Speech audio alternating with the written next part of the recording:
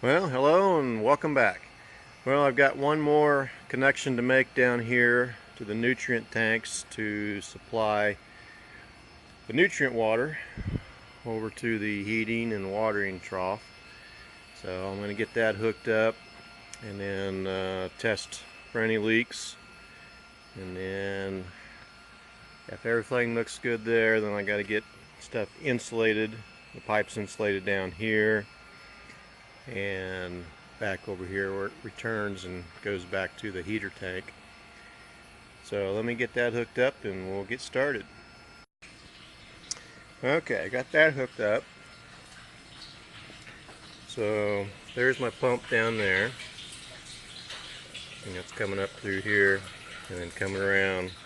This will be my shut-off valve, and I'll have one over there on that table too, so I can just turn it on over there.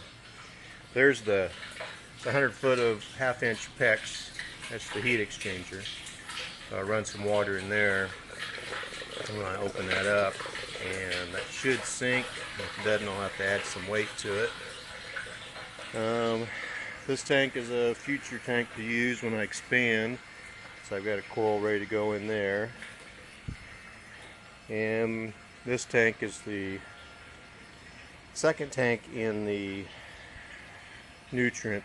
First one over here, the solids come in there and they break down, and when they break down they overflow into this tank, and that circulates into that tank, and that goes up into the plants, and then it just comes back around into this tank, and it just keeps cycling. So I've got to put a coil in that one yet, but I'm ready to go ahead and test the lines here and see if the table is going to work.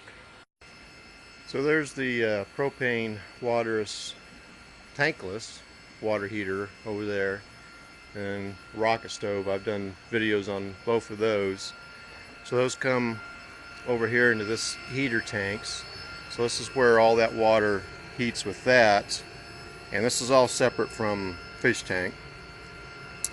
This comes on over here, and I've got it on a cooling switch, so it actually turns on when the temperature gets up to 65, and that goes into the solar water heater. So I'm just gonna, I can bypass that. Right now it's cloudy and it's only 61 degrees. So I'll bypass that and kick that on, and that water will pump up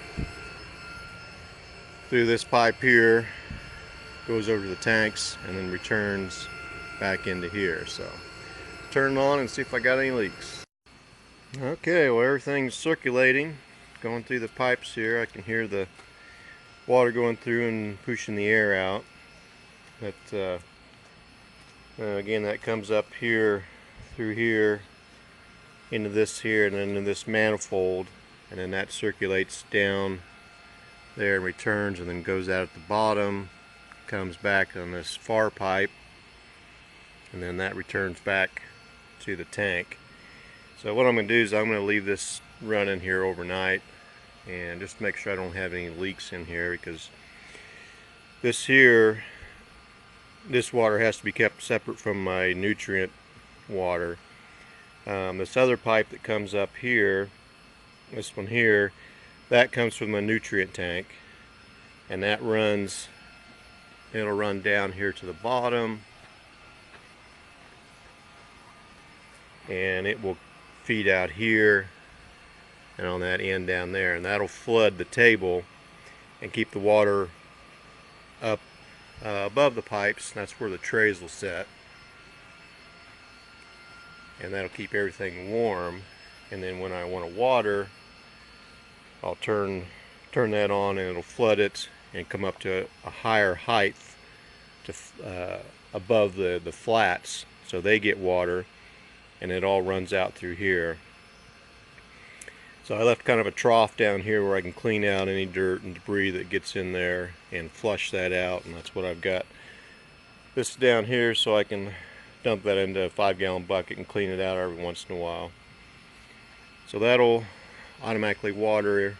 So for right now, it's wintertime, I only have to water, once a day. And later this spring I'll hook in a automatic watering timer that'll automatically flood a couple times a day, So we'll see how that goes. And if this works well, I'm going to build another set like this on top of these nutrient tanks. Get another flood and heating table, and I'm going to move my refrigerator back here in this corner where I store my seeds, so I can have those right here, and this will be my planting table, and everything will be more centralized.